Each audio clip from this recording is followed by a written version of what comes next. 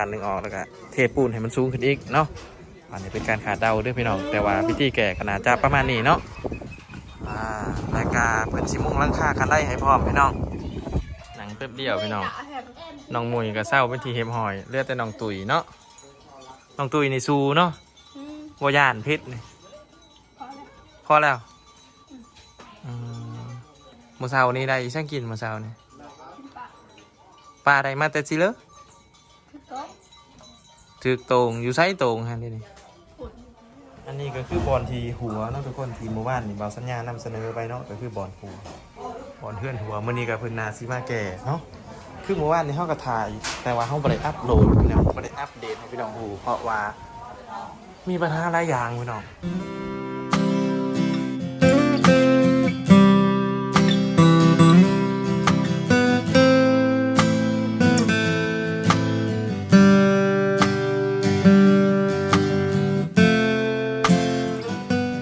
สวัสดีและสบายดีพอแม่ๆ FC ทุกฐานเนาะยินดีต้อนรับทุกท่านเข้าสู่ซ่องบาวลาน้อยคือเก่านะทุกคนเนาะหลังจากคลิปที่แล้วที่เฮามาส่งอุปกรณ์ให้น้องหรือว่าเครื่องเฮือนของใส่ในเฮือนในซ่านให้น้องตุ๋ยเนาะเฮาก็สิพาทุกคนมาอัปเดตในเฮือนเนาะป้าตัวพี่น้องแล้วเลยเนาะหลังจากที่เฮาบ่ได้มาหาเพิ่นเฮิงพี่น้องเฮาบ่ได้มาหาเพิ่นเฮิงแหละเนาะก็ที่เฮาสอบถามสางไปตอนนั้นก็สร้างมาประมาณ5 วัน 6 วันเนาะเท่ากับประมาณ5 วัน 6 วันที่เขาบอกได้มาหาน้องเพิ่นเนาะก็คือเมื่อวานนี่ก็มาพี่น้องก็ว่าป่าพ้นบ่เป็นใจเนาะสังกะสีก็ได้ป่าพ้นบ่เป็นใจก็เลยถ่ายบ่ได้พี่น้องมีอุปสรรคในการถ่ายก็เลยบ่ได้อัปเดตให้พี่น้องเบิ่งเนาะอันนี้ก็คือเพื่อนของน้องตุ้ยเพื่อนรังที่เพิ่นอยู่ตั้งแต่ก่อนเนาะขาดบ่ได้เพื่อย่างมันก็ได้ก็คือที่ทุกคนเห็นแหละช่างกะซีเพื่อนยุนยานอยู่เนาะมันก็เลยเกิดให้มีการขาดเนาะขาดอะไรพี่น้องเขาสิขึ้นไปหาผลอยู่เทิงเนาะขึ้นไปอัปเดตเพื่อนสบายดีเด้อน้องตุยสบายดีเด้อป้าทุกแล้วเนาะไปทุกคนจะนะครับจังชิลงมาว่าน้ำหนองเพื่อนเขาขึ้นไปฝึกอยู่เทิงก่อนเนาะตัวน้องเอ็มกับมาแล้วก็น้องอ้อนิ้วบ่นี่น้องอ้อนิ้วบ่สบายดีดูสบายดีป้าเป็นมาส่งคล้องให้ไปตุ๋ยเพิ่นเนาะอยู่เทิงน้อง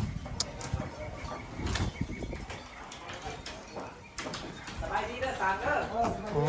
นี่ทุกคนห้องเพิ่นเนาะ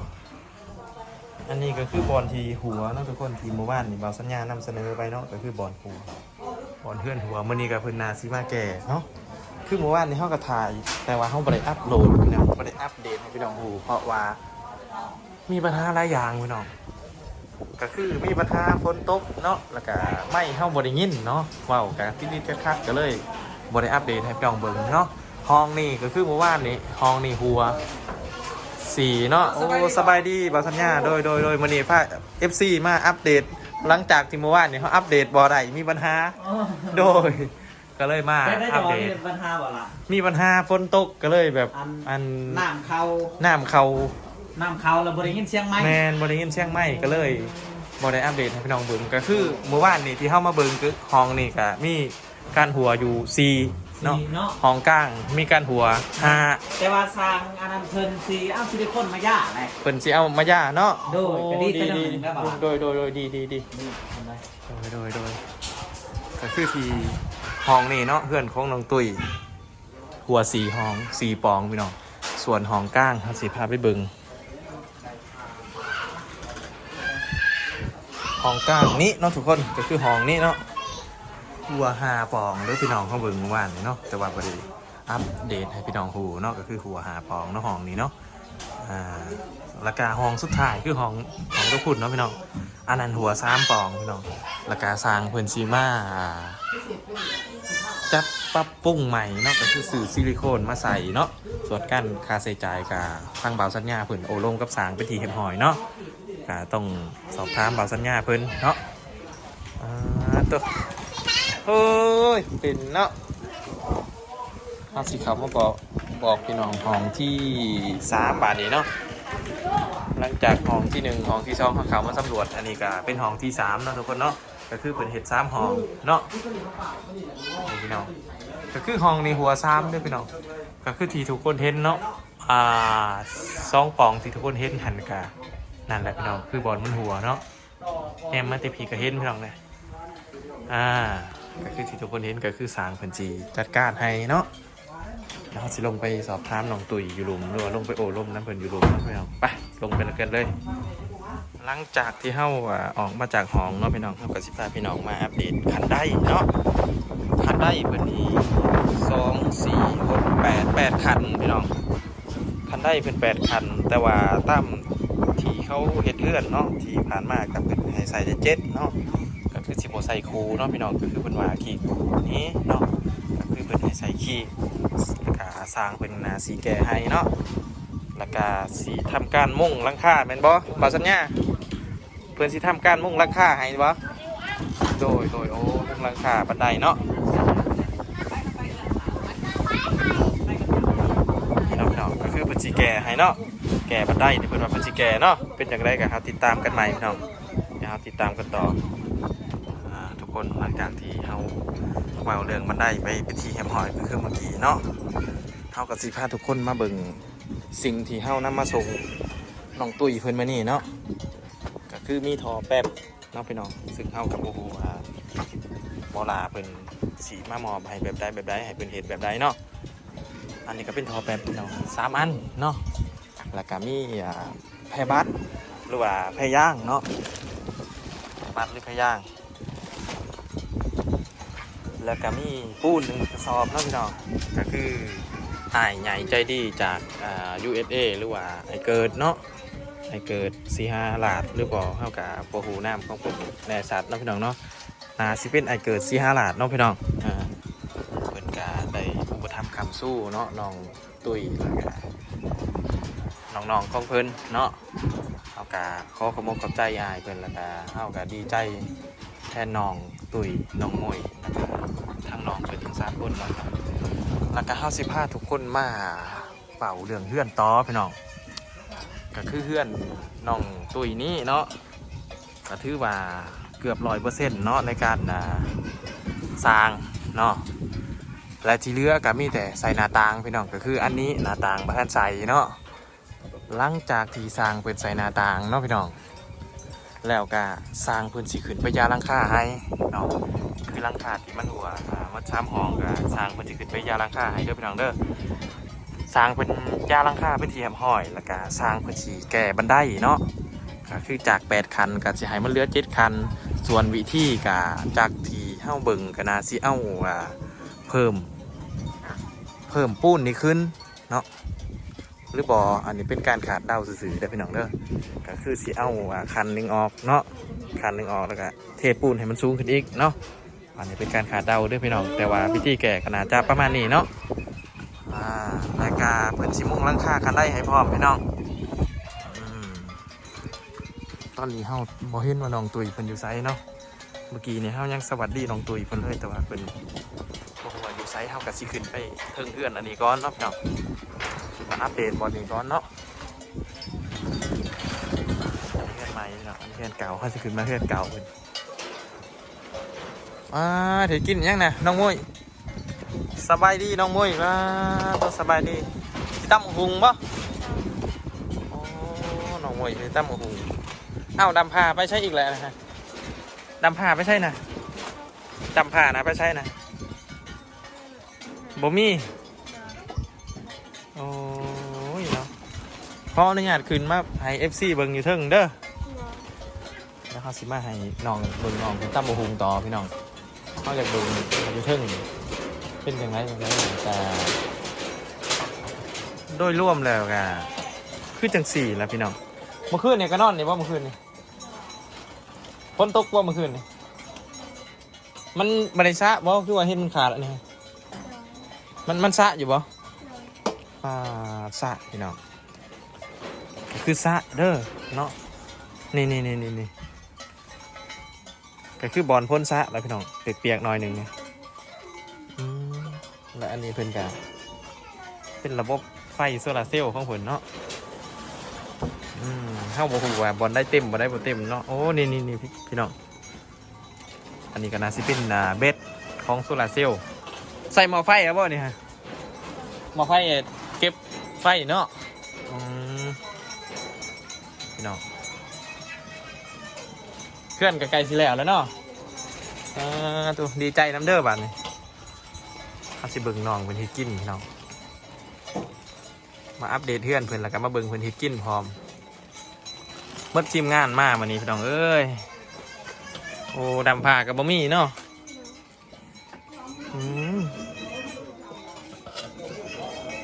บะฮุงได้มาใช่เนี่ยเบาลาเอาให้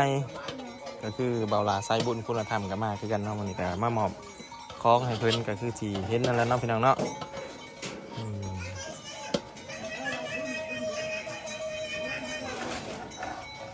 ใส่ยังแน่ตำมะฮุงใส่ปลาแดก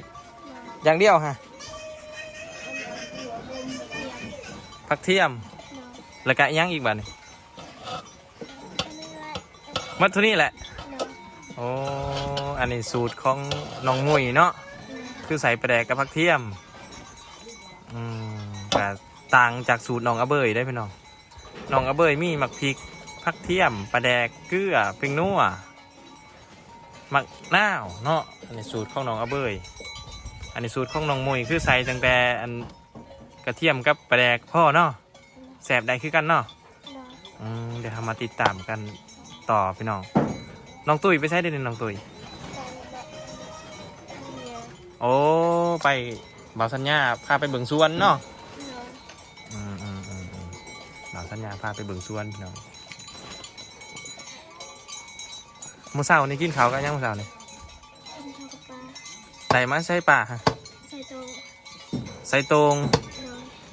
ไปใส่เองนะว้าตัวไพ่เป็นคนซานตรงไงน้องตุ้ยซานตรงหวานคือสิเก่งแถวบ้านนี้ป้าเดี๋ยว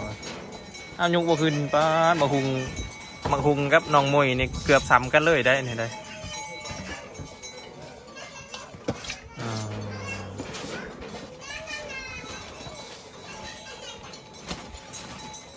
สิอันนั้นต่อว่าบันนี้ย่ำว่าบัดนี้เขาสิบึงเพิ่นย่ำด้วยพี่น้องต่างจากอเบยย่ำหรือบ่อเนาะเพิ่นสิลางเข้ากับควางเพิ่นอยู่เอาคือได้หอยนี่คือเห็นเปลือกหอยได้มาใช่นะ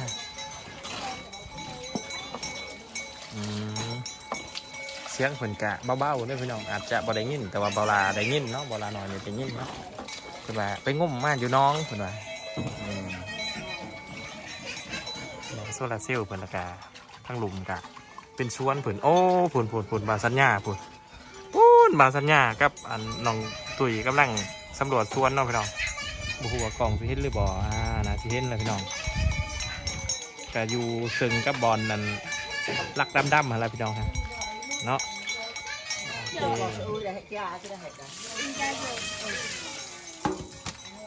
โอเคมาเบิ่งน้องคนล่างมาพุงเรียบร้อยแล้วบัดนี้เฮ็ดได้บัดนี้น้องเพิ่นกะสิย่ำเนาะบัดนี้เฮ็ดอยู่พวกกินเป็นมาแล้วได้พี่น้องเอ้ยซ้ำนี่เป็นมาแล้วไปย่ำเฮาตรงผู้นี่บ่น้ำกินโอ้น้ำกินเพิ่นกะสิอยู่นี่เนาะทุกคน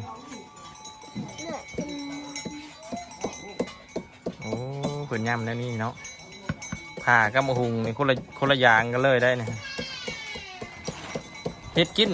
ลักๆนี่เอื่อยเลยตัวน้องมวยเห็ดกินน้องตุยหรือน้องมวยเห็ดกินเอื่อยบ่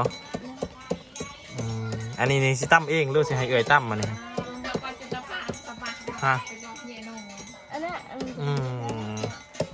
หรือว่าจะให้น้องเอ็มมาตั้มให้น้องเอ็มว่าจะขึ้นมาตั้มมาเนี่ยตัวให้น้องมวยย่ำน้องเอ็มตั้มเนาะถ้าแสบจะได้ละ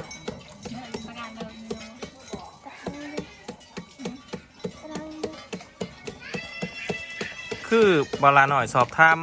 น้องมวยเพิ่นเมื่อกี้น้องมวยเพิ่นว่าใส่ปลาแดกกับผักเทียมสำนันพ่อ อันนี้มันเล่นนะมันมีกับมันหน้าเขาซื้อมาแล้ว ส ำนันพ่อเพิ่นว่าแซ่บคือกันเอากับบ่ฮู้ว่าสิแซ่บหรือบ่แซ่บกับสิทาชิมพุ่นล่ะพี่น้องเอ้ย งานเหตุยา น้องเอ็มก็มาเล่นน้ำน้องตุ้ยน้องมวยน้องมันนี่ก็ได้มาส่งของให้เพิ่นนะครับมาหาเพิ่นน้ำพร้อมเนาะเปลี่ยนเซฟแล้วบัดนี้เมื่อกี้เซฟกระทะหัวมันนี่เซฟกระทะห่างบัดนี้อย่างเงี้ยมาหุงก็มาใหญ่ปลากันไปก่อนก็บอก โอเคพี่น้องหลังจากที่เพิ่นตั้มอุหุงแล้วเนาะเพิ่นกะรับประทานเนาะพี่น้องว้าตัวพี่มือเพิ่นพี่น้องผู้ใดเป็นคนตั้มมันนี่น้องตุ้ยบ่เป็นคนตั้มน้องตุ้ยเป็นคนตั้มเนาะซีหนาในการตั้มนี่กะเปรียบเทียบกับน้องกระเบยนี่ก็สู้ซีอยู่ได้แมนบ่ซูซีอยู่ได้กับน้องเบยแต่ว่ารสชาติในการนั่นตั้มนี่เฮายังบ่ฮู้เนาะเพอเฮาบ่ทันได้ชิมเนาะให้เพิ่นกินก่อนแล้วเฮาจังสิไปชิมนำเพิ่นไม่ได้น้องมวยคือสีปากอยู่ผิดๆนี่เผ็ดบ่โอ้เพิ่นเผ็ดเด้อพี่น้อง อันน่ะเอาตุ้ยก็เอาหน่ะปะเอาหน่ะไปจิ๊บ ชิม เอาสลัดเที่ยว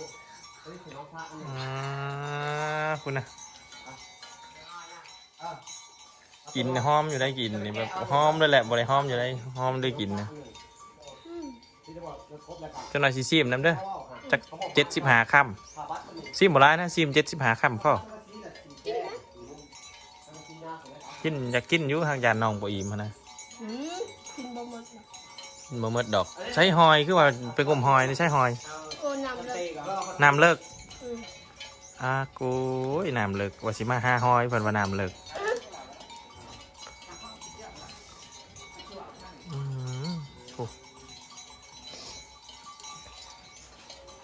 เบิ่งคือกินข้ามหน่อยแต่บ่แสบบ่เลยนะใดเดี๋ยวนี้ฮะ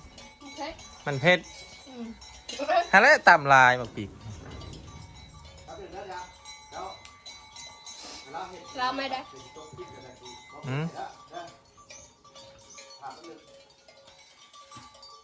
บ่เห็นซ้ำในการที่เพิ่นตำกระบวนการในการที่เพิ่นตำบ่เห็นซ้ำว่าเพิ่นใส่หยังใส่หยังแหน่น้องตุ้ย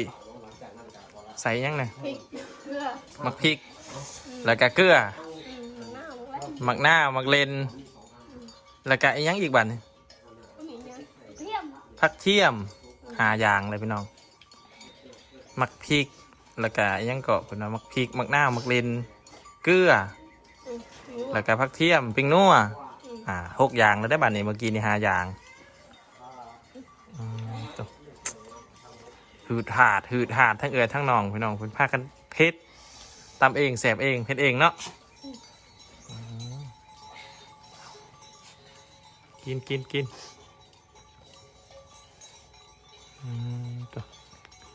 ใช้คือว่าสิไปเบี่ยงบ่ได้ไปแล้วก็คือบ่อยากให้เพิ่นไปเนาะเพิ่นก็ยังน้อยอยู่15 ปีบ่ได้นี่14 ปีโอ้ก็ถือว่ายังน้อยเนาะพี่น้องบ่อยากให้เพิ่นไปเนาะคือเฮิงสิมาหาน้องเพิ่นเทื่อหนึงเฮิงทางมันก็ยากฝนตกเนาะสะบ่ฝนหั่น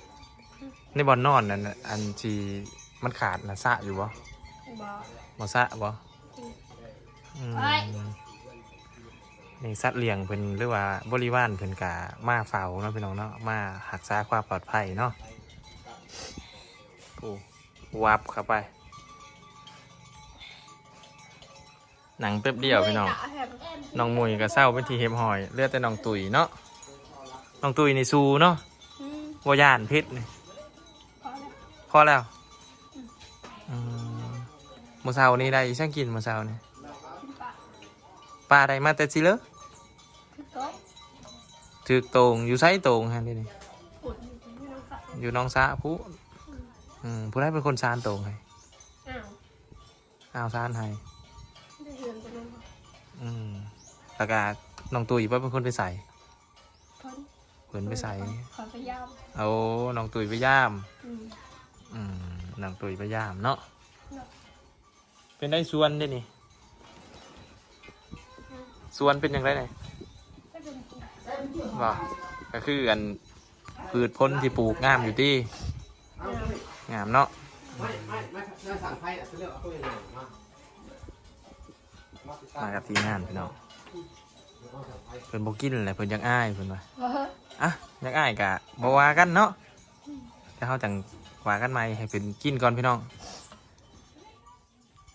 หลังจากที่น้องเพิ่นกินข้าวแล้วเนาะพี่น้องเนาะเพิ่นกะขอตัวไปเฮ็ดธุระเพิ่นก่อนเนาะเฮาก็ได้มีโอกาสได้ซิมฝีมือของน้องตุ้ยพี่น้องปาดแซ่บพี่น้องอยากให้ทุกคนได้ลองซิมเบิ่งแซ่บกับเผ็ดหน่อยหนึงเนาะตำหุงต้องมีเผ็ดเนาะพี่น้องและนี่ก็คือเพื่อนของน้องตุ้ยเนาะเฮาสิมาสรุปเพื่อนของเพิ่นในมื้อนี้เนาะก็คือว่าเปอร์เซ็นต์ในการสร้างนี่ก็น่าจะประมาณเกือบ 100% แล้วเนาะมื้อนี้สร้างบ่ได้มาสร้างบ่สบายพี่น้องก็เลยเพิ่นยังบ่ทันเฮ็ดก็มียาลังคาแล้วก็ใส่หน้าต่างแล้วก็แก้คันไดเนาะพี่น้องเนาะซึ่งขบวนการหันเฮาสิมาติดตามกันในคลิปหน้าเนาะคลิปนี้บ่าวลาสิขอจบคลิปเพียงเท่านี้เนาะให้ทุกคนมาติดตามกันในคลิปหน้าเนาะก่อนสิปิดคลิปฝากทุกคนฝาก FC กดไลค์กดแชร์กดติดตามเพื่อเป็นกำลังใจให้บ่าวลาในการเฮ็ดคลิปเด้อเนาะสำหรับคลิปนี้บ่าวลาน้อยสิขอกล่าวคำว่าสบายดีพี่น้อง